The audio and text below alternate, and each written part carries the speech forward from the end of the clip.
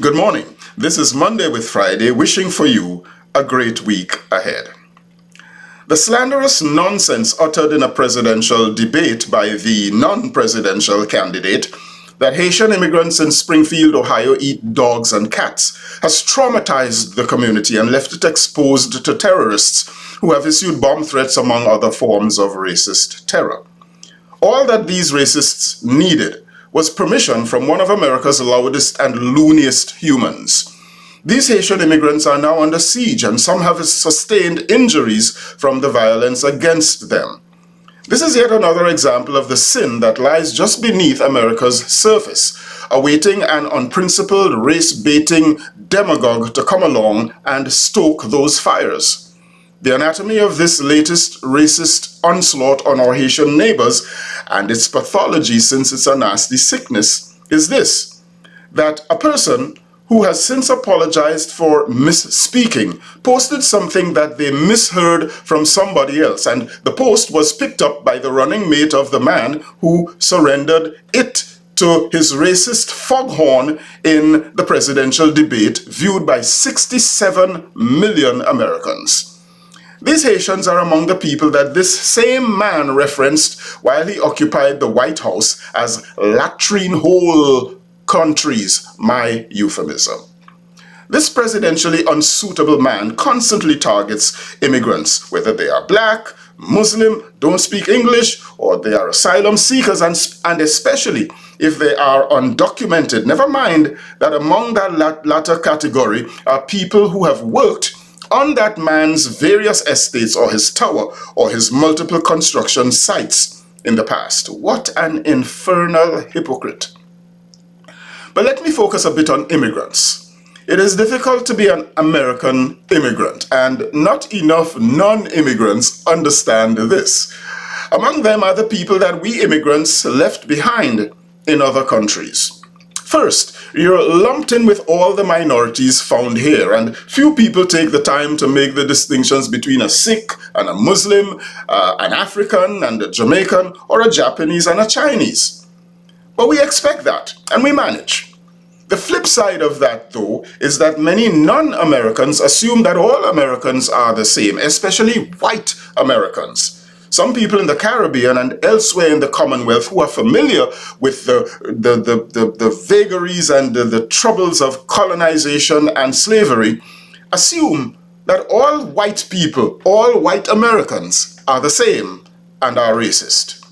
Not necessarily so. Second, some immigrants like me are thrice minoritized. First, I'm an immigrant. Second, I'm black. Third, I'm a black male.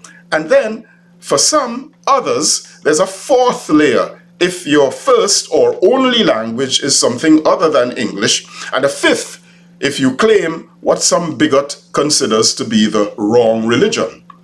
What a national hypocrite. America was built by immigrants. Even Ronald Reagan, the darling of Republicans, acknowledged that, granting amnesty in his final term in office to 3 million undocumented immigrants who had long since been contributing to America's wealth and strength. The challenges of being an immigrant exceed the shores of America.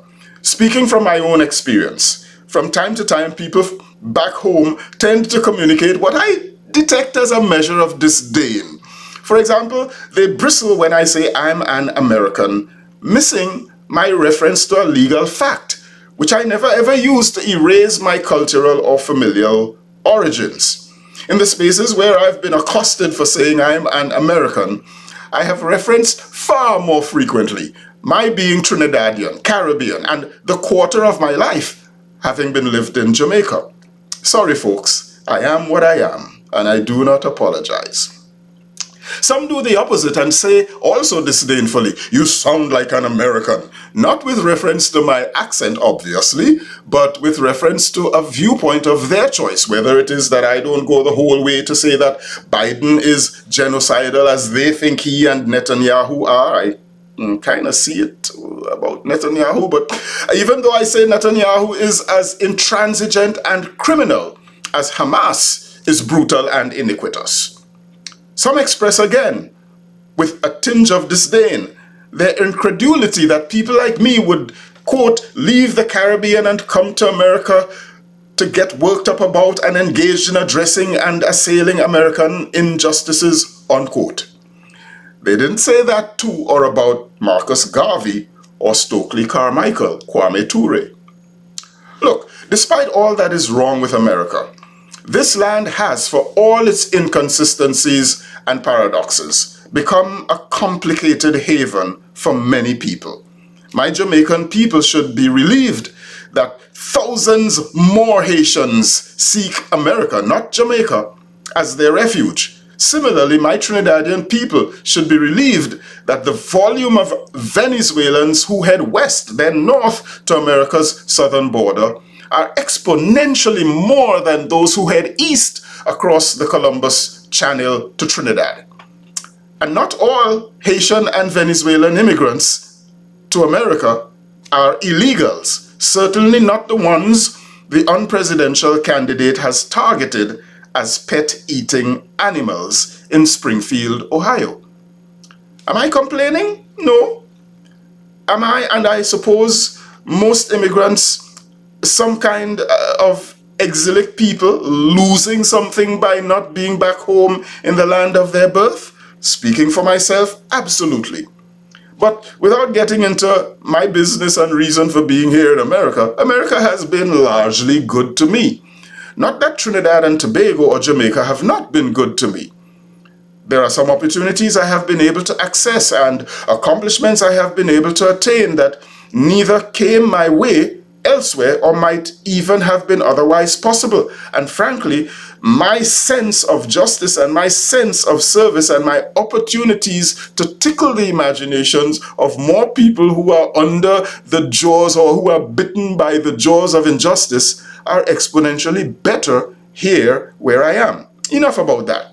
I cannot hate America or rubbish America as totally as some of my Caribbean correspondents might wish me to do. I will, however, so long as I live here, continue to use the insight with which conscientious immigrants are often endowed to prick America's conscience, to call out her inconsistencies, to even prophetically denounce her ugly underbelly, and to speak up for the dispossessed, both here in America and in other lands where we have not forgotten America's meddling mischief that has resulted in many of the pockets of disquiet, injustice, and destabilization that cause those people to run from there straight to America, ironically, where they might have a chance at a better life. And Haiti, Mr. Unpresidential buffoon who says you know it all, but you don't know a flaming thing, Haiti is one such country, if you please. I am Michael Friday, and your week just got better. Please share this video with someone. I'll see you again soon. Happy Monday all the way to Friday.